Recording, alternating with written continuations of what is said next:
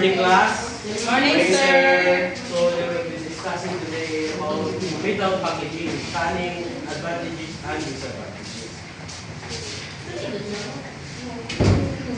So, which of these is more reliable in long distance transportation? So, which do you think is more reliable? One, plastic or one, metal packaging? So, do you think?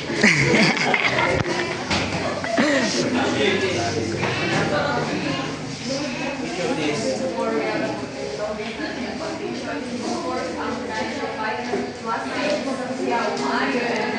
From that picture, gabi siya sama kuan kaya po. Pag mga kuan gamay, lagi na pag sakay ka o siya mga gabing kiling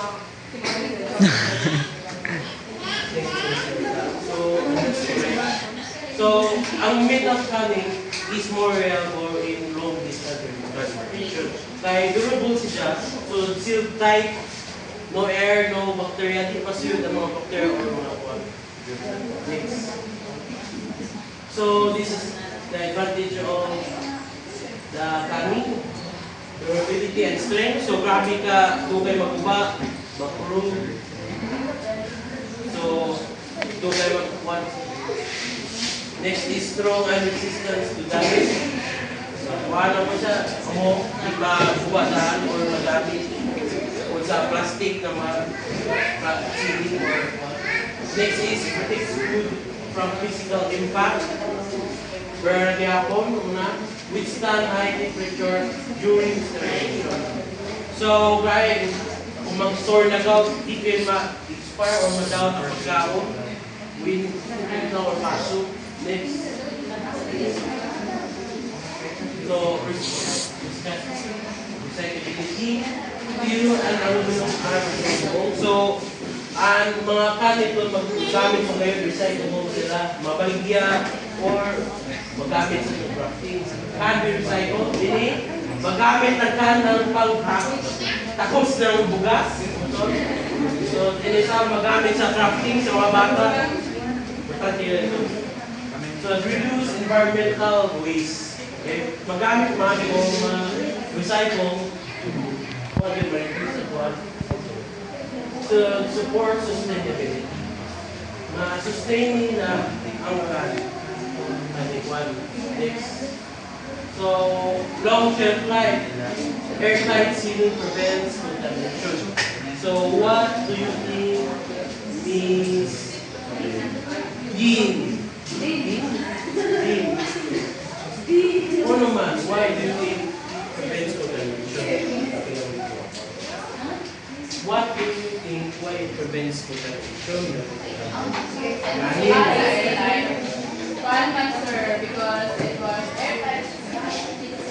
Di man kasod ang hangin to the ground contamination. Yes, thank you, Ms. Lee. Next is to keep food from air, light, and moisture. So, kung kanin gyud pa ito or mga dilata, kasi gyud long life and long shelf life. Next is maintain food quality for months or years. Amo na, long life. Magamit ito ninyo sa survival ng pag-iyo. So, next. So, disadvantages in canning, pollution. Metal can rust when exposed to moisture and air. So, kailangan na ito na mag-place sila ng di mauyanan na quality or stocking storage area nito. So, acidic foods may react with metal.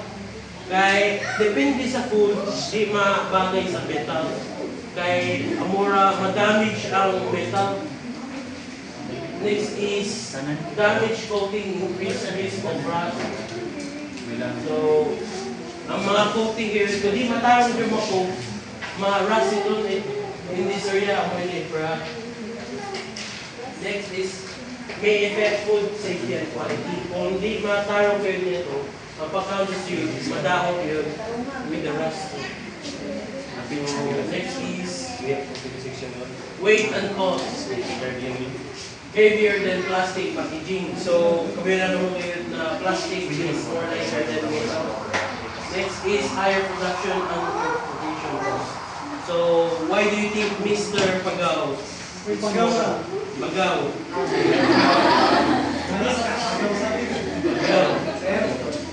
Why do you think it's higher production and transportation cost? Using can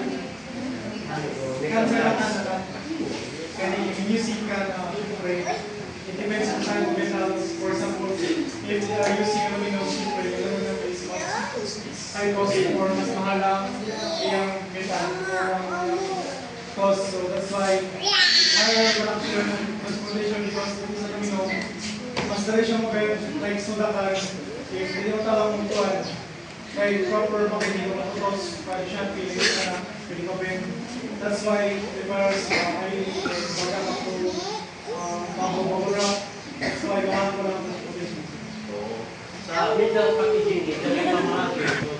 So, dito transportation sa napo may doon weight nila dito po sa mga plastic.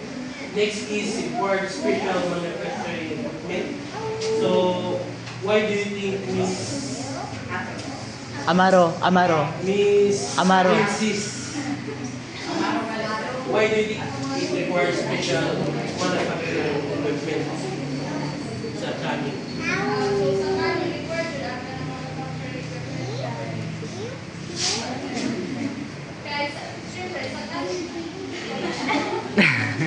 So, kailangan na special manufacturing equipment kaya para ma-constantly kung kuwan na mga tower handling, gaya kadugay, magkuhan pa, one by one pa na.